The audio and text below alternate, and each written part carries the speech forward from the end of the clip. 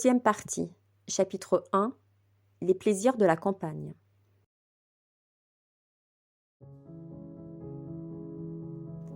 Saint-Géraud, un philosophe, discute avec Falcoz, l'ancien ami d'enfance de M. de Rênal. Il lui explique qu'il quitte la province pour rejoindre Paris, car il fuit l'enfer de l'hypocrisie et des tracasseries. Julien entend la conversation. Il comprend que Falcoz est un bonapartiste. Arrivé à Paris, Julien a une entrevue avec l'abbé Pirard qui lui explique en quoi consistera ses fonctions de secrétaire chez M. de La Mole. Le marquis de La Mole a 2 enfants, une fille Mathilde et un fils, le comte Norbert, chef d'escadron des hussards et futur pair de France. Le marquis espère que Julien deviendra l'ami de celui-ci, qui le méprisera d'abord en raison de la condition de simple petit bourgeois de Julien. Bientôt, ils arrivent à l'hôtel de La Mole.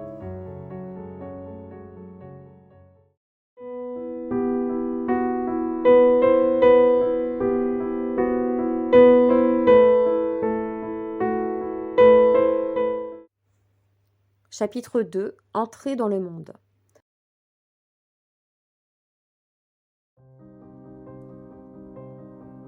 En arrivant dans la cour de l'hôtel de La Mole, Julien est ébahi par son architecture. Il rencontre brièvement le marquis de La Mole, puis se rend chez le tailleur pour se faire des habits. Lors d'une soirée, Julien rencontre le comte Norbert et mademoiselle Mathilde, le fils et la fille du marquis. Il est frappé par les yeux de Mathilde. Lors du dîner, Julien montre aux invités que malgré ses manières gauches, c'est un jeune homme instruit.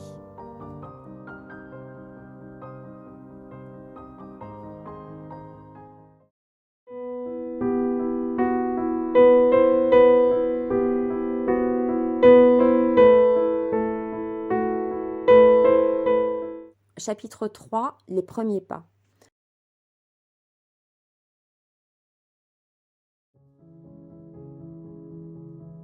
Alors que Julien travaille dans la bibliothèque de l'hôtel de La Mole, Mathilde entre par une porte dérobée. Elle est venue emprunter, en toute discrétion, un livre de Voltaire. Puis le comte Norbert l'invite à monter à cheval. Julien tombe de cheval et n'hésite pas à le raconter le soir au dîner. Mathilde est amusée et cette histoire crée entre Julien, Mathilde et Norbert une certaine complicité. Mais les bévues et les maladresses de Julien font la joie des valets de chambre qui se moquent de lui.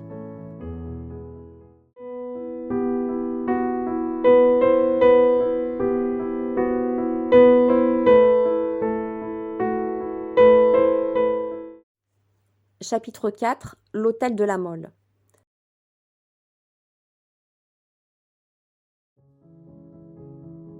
Tout le monde s'ennuie prodigieusement lors des soirées à l'hôtel de La Mole, car on ne peut parler de rien. Un matin, dans la bibliothèque, Mathilde surprend une conversation entre Julien et l'abbé Pirard, au cours de laquelle Julien explique à quel point devoir assister au dîner de la marquise lui est pénible. Mathilde fait partie d'un petit groupe de jeunes gens qui aiment se moquer des invités. Cela choque Julien, qui ne voit dans leur attitude que du dénigrement.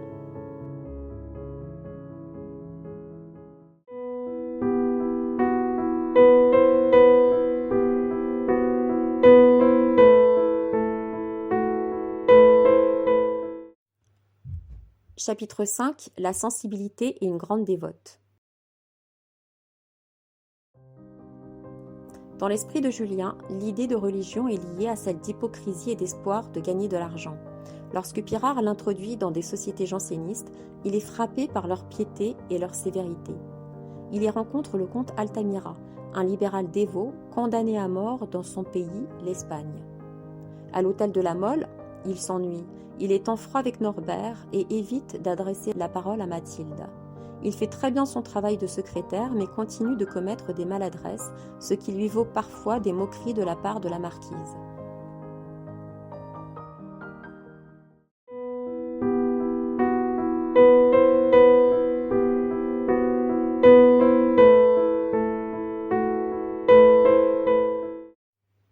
Chapitre 6, manière de prononcer.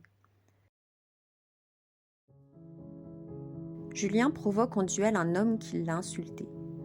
Comme Julien lui demande son adresse, celui-ci lui jette à la figure des cartes de visite sur lesquelles figure le nom de Beauvoisis. Lorsque Julien et Liévin, son témoin, arrivent à l'adresse indiquée le lendemain, Julien s'aperçoit que le chevalier de Beauvoisis n'est pas l'homme grossier de la veille. mais en sortant, il reconnaît dans le cocher de Beauvoisis l'homme qui l'avait insulté et le roue de coups. Sur ce, Beauvoisis chasse son cocher et accepte de manière courtoise un duel contre Julien. En chemin, ils ont une discussion très plaisante. Finalement, Julien finit avec une balle dans le bras. Craignant le ridicule pour s'être battu avec le simple secrétaire du marquis de La Mole, Beauvoisis lance la rumeur selon laquelle Julien est le fils naturel d'un ami intime du marquis. Les jours suivants, Beauvoisis rend visite à Julien et l'emmène à l'opéra. Lorsque la rumeur parvient aux oreilles du marquis de La Mole, celui-ci s'en amuse et n'a pas l'intention de la démentir.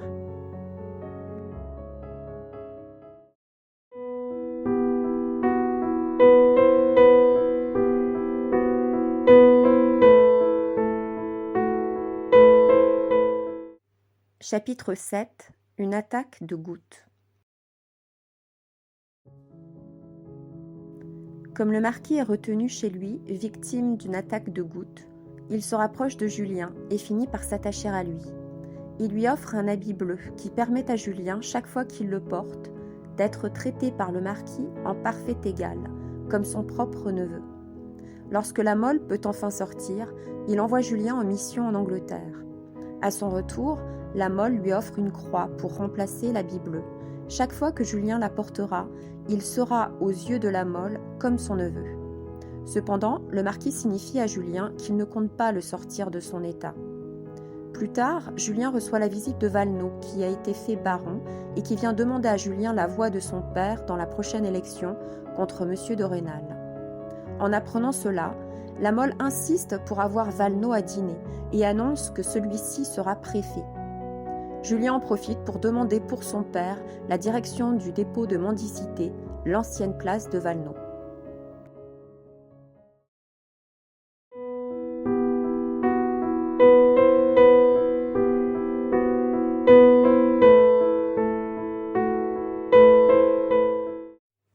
Chapitre 8. Quelle est la décoration qui distingue ?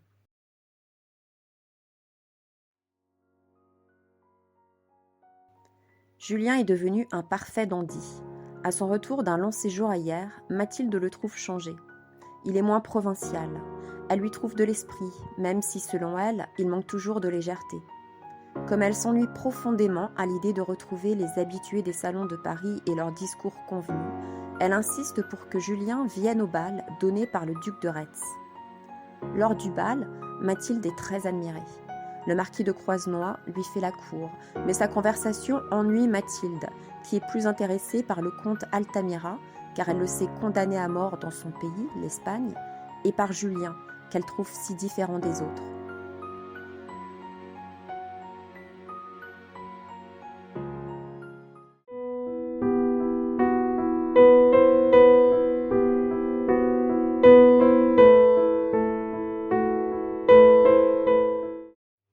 Chapitre 9. Le bal.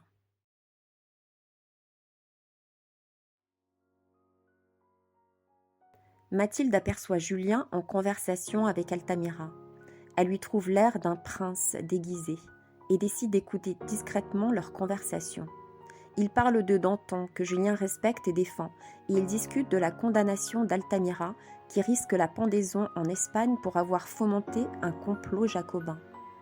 Julien épouse des idées ouvertement révolutionnaires et se montre méprisant envers Mathilde.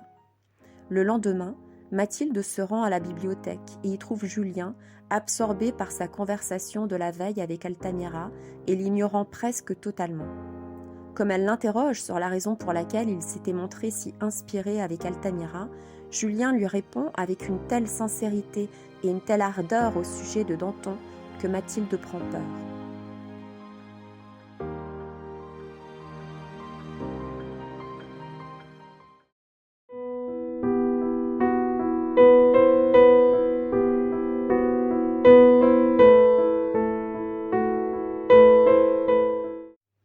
Chapitre 10. La reine Marguerite.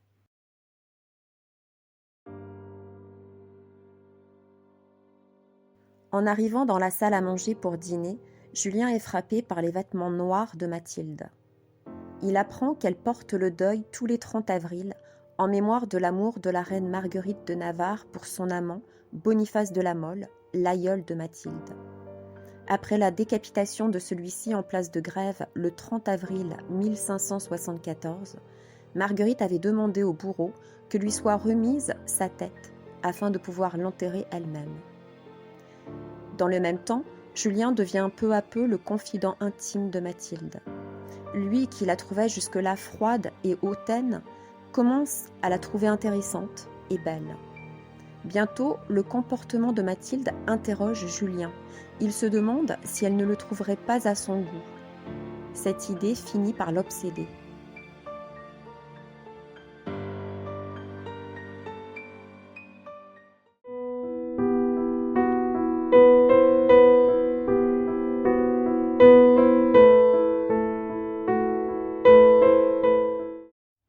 Chapitre 11 – L'empire d'une jeune fille.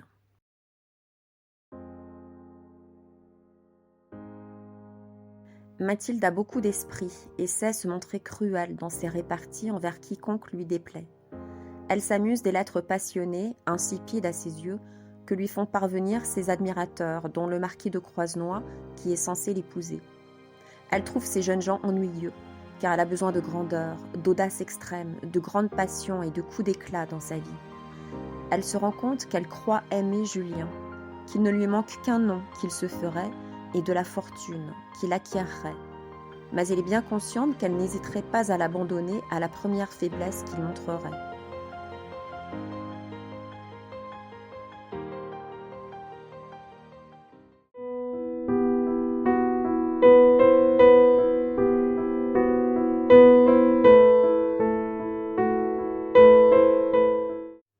Chapitre 12 – Serait-ce un Danton ?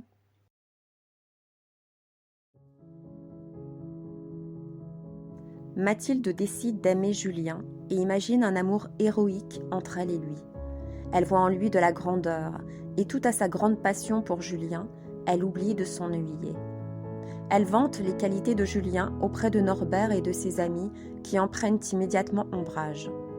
Julien remarque que Norbert, Croisenois et les autres l'accueillent avec plus de froideur et de hauteur que d'habitude, et que Mathilde le regarde d'une singulière façon. Il surprend Mathilde et Norbert en train de parler de lui avant de bien vite se taire à son arrivée.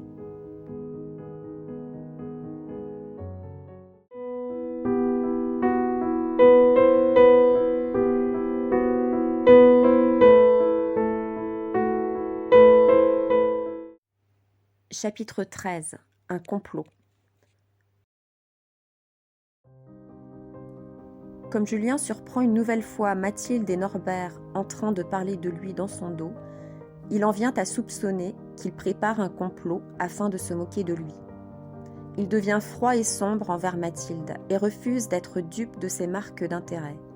Bientôt, il décide de partir. Il demande à la Mole de l'envoyer sur ses terres du Languedoc. La veille de son départ, le comportement de Mathilde semble très étrange à Julien. Elle paraît très troublée. Julien pense qu'elle se joue de lui. En réalité, elle souffre de la froideur de Julien, de son absence de sentiment pour elle. Au moment de prendre congé de lui, Mathilde, tremblante, lui annonce qu'elle lui fera parvenir une lettre le soir même et elle l'enjoint de ne pas partir. 1 heure plus tard, Julien reçoit une déclaration d'amour de la part de Mathilde. Julien est fou de joie à l'idée d'être aimé d'une grande dame et de supplanter dans le cœur de celle-ci le marquis de Croisenois. Il regrette un instant de ne pas être né 20 ans plus tôt, car alors il aurait porté l'uniforme comme eux. Puis il se félicite d'avoir choisi l'habit qui lui permettra de pouvoir un jour devenir cardinal ou évêque. Mais craignant toujours un complot, Julien court faire copier la lettre de Mathilde pour l'envoyer à Fouquet. Puis, craignant que la poste ouvre son courrier, il finit par acheter une grosse Bible. Il cache la lettre et envoie le tout à Fouquet.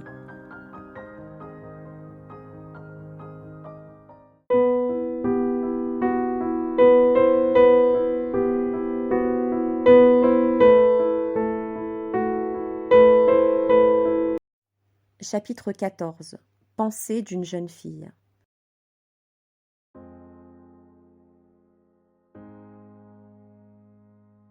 Mathilde maudit le siècle dégénéré et ennuyeux dans lequel elle vit, qui ne laisse pas sa place à l'imprévu.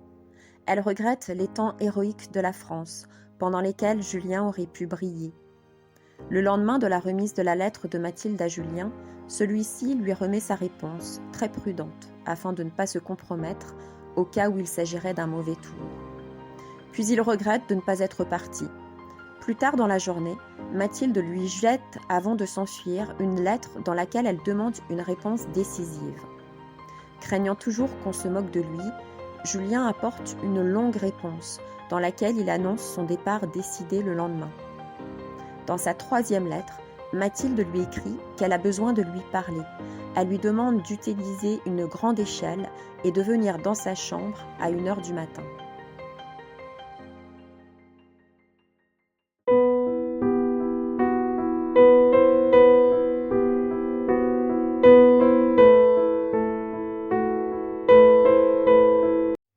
Chapitre 15. Est-ce un complot ? Julien est maintenant persuadé que Mathilde et ses amis veulent le compromettre ou se moquer de lui. Il décide de partir sans même lui répondre. Mais bientôt, il est envahi par le besoin de ne pas apparaître comme un lâche aux yeux de Mathilde, au cas où elle serait sincère. Julien fait des copies des lettres de Mathilde et va porter les originales à la poste. Puis il prépare ses pistolets afin de se défendre au cas où le piège qu'on lui tend peut-être finirait mal.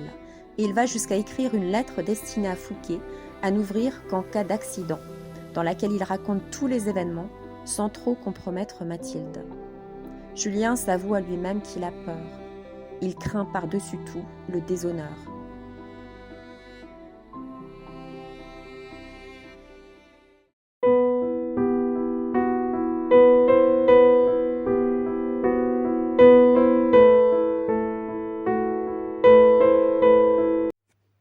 Chapitre 16. 1h du matin.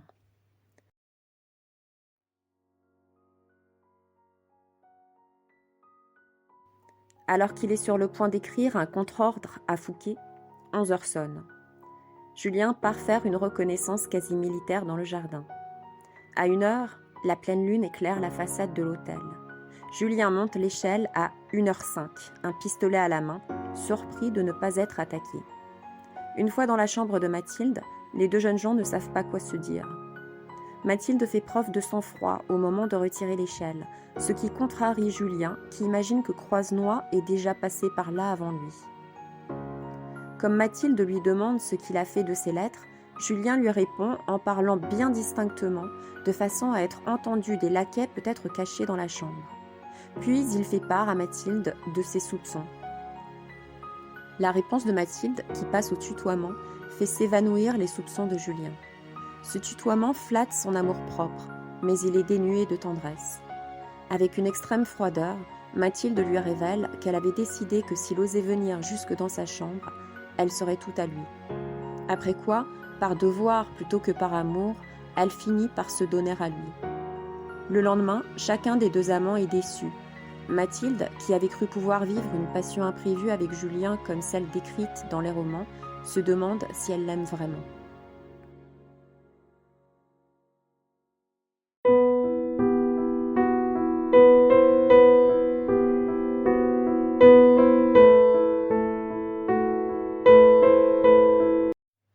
Chapitre 17. Une vieille épée.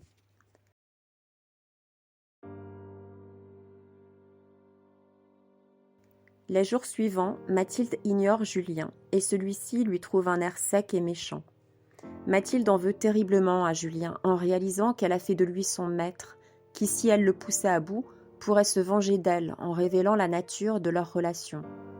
Le 3e jour, Julien et Mathilde se déclarent une brouille éternelle. À partir de cet instant, Julien, qui n'avait jamais vraiment aimé Mathilde, croyant à présent l'avoir perdue à jamais, réalise qu'il est amoureux d'elle. Quelques jours plus tard, alors qu'il vient annoncer son départ pour le Languedoc au marquis, il trouve Mathilde dans la bibliothèque. Celle-ci l'insulte profondément en lui disant combien elle a honte de s'être livrée au premier venu.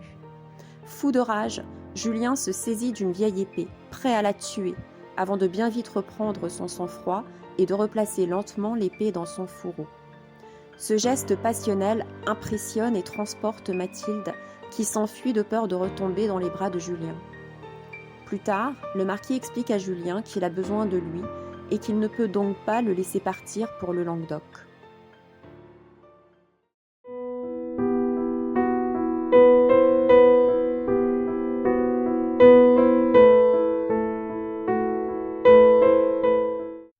Chapitre 18. Moment cruel.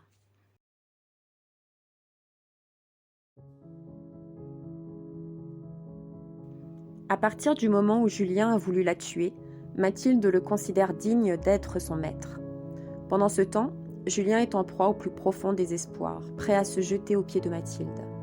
Le soir même, elle vient lui parler et prend l'habitude de se confier à lui sur les sentiments qu'elle a éprouvés autrefois pour certains de ses admirateurs. Ces confidences torturent Julien, ce qui semble ravir Mathilde. Mais quand Julien craque et lui clame son amour, alors Mathilde, sûre d'être aimée, le repousse avec mépris. Julien se retire, la fuit et l'observe de loin se promener avec ses admirateurs, en proie à la jalousie et bouleversé de fond en comble. Le marquis de la Mole le croit malade. Au cours d'un dîner, Mathilde apprend que Julien va bientôt partir pour un long voyage. Cela ravive instantanément son intérêt pour lui. Elle admire le fait qu'il a du caractère et une immense ambition, mais elle le traite un peu comme un être inférieur qu'elle peut prendre puis jeter comme bon lui semble.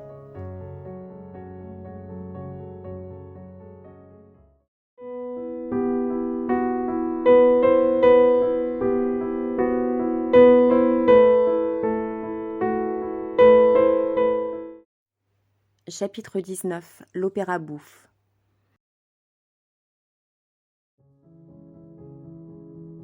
Mathilde regrette le temps passé avec Julien et les discussions profondes qu'ils avaient ensemble. À l'opéra, elle rêve de lui, puis en écoutant le deuxième acte au cours duquel la cantatrice chante « Il faut me punir de l'excès d'adoration que je sens pour lui », elle est frappée par la mélodie et par les paroles qui résonnent en elle. Elle tâche alors de triompher de sa passion pour Julien et fait tout pour lui déplaire. Julien, quant à lui, est fou de douleur. Il est persuadé que Mathilde est amoureuse d'un autre. Il se dévalorise à ses propres yeux et pense même au suicide, mais se retient à cause du souvenir méprisable qu'il laisserait derrière lui. Un jour, sans vraiment réfléchir, il s'empare de l'échelle et grimpe jusqu'à la chambre de Mathilde pour lui donner un dernier baiser. Mathilde se précipite dans ses bras, lui demande pardon, lui affirme qu'il est son maître et qu'elle est son esclave. Au petit matin, il redescend par l'échelle et replace celle-ci à sa place. Puis Mathilde lui jette une large mèche de cheveux qu'elle s'est coupée pour lui signifier qu'elle est sa servante. Lors du déjeuner, Mathilde se montre imprudente. Elle fait en sorte que Julien puisse voir ses cheveux coupés et l'appelle mon maître. Mais dès le lendemain, elle se montre distante et lasse de l'aimer, ce qui rend Julien fou de désespoir et rempli de doutes.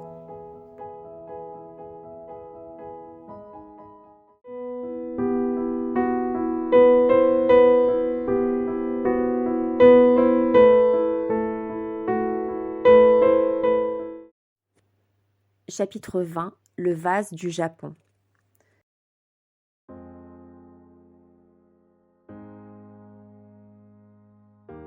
Le soir, Mathilde et ses amis s'installent au salon et ignorent Julien qui finit par quitter le salon. Quelques jours plus tard, Mathilde lui dit qu'elle ne l'aime plus. Elle est anéantie d'avoir donné des droits sur elle à un petit abbé, un paysan, pratiquement un laquais. Mathilde l'accable de mépris et de paroles cruelles pour le punir et briser son amour-propre. Mais Julien lui donne raison et en vient même à se mépriser lui-même. Il conclut que Mathilde souffre d'un orgueil infini et qu'elle est folle. Le lendemain, Julien casse par mégarde un vase du Japon auquel tenait beaucoup Madame de la Mole. Julien, sans s'émouvoir, s'adresse à Mathilde et compare le vase cassé à l'amour fou qu'il avait autrefois pour elle. Mais en réalité, Julien ne réussit pas à chasser Mathilde de son cœur.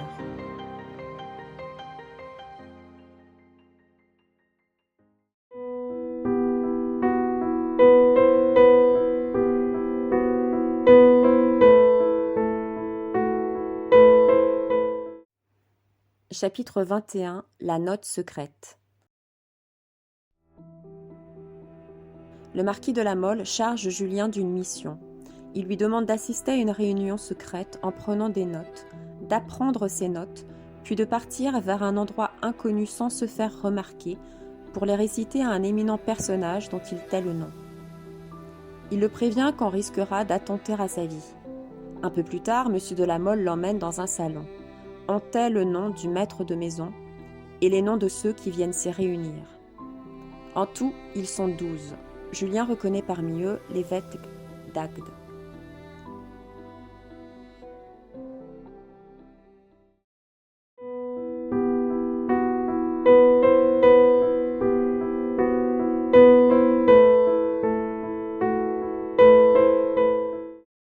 Chapitre 22. La discussion.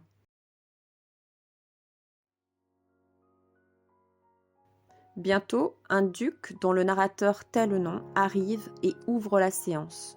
Julien assiste là à une conspiration d'ultra-royalistes.